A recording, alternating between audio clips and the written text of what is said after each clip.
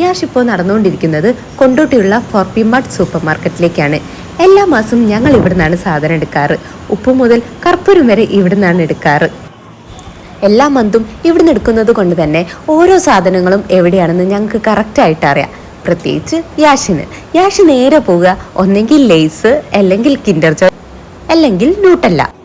നല്ല ഫ്രഷ് പച്ചക്കറി നമുക്ക് ഇവിടുന്ന് കിട്ടും.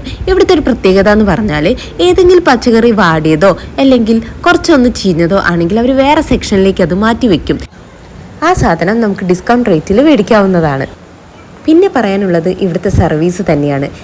ഓരോ സെക്ഷനിലും രണ്ട് സ്റ്റാഫ് ഉണ്ടാകും. ഏറ്റവും കൂടുതൽ സ്റ്റാഫ് ഉള്ളത് പച്ചക്കറി സെക്ഷനിൽ തന്നെയാണ്. അവിടെയാണ് ഏറ്റവും കൂടുതൽ തിരക്കുണ്ടാവാറ്.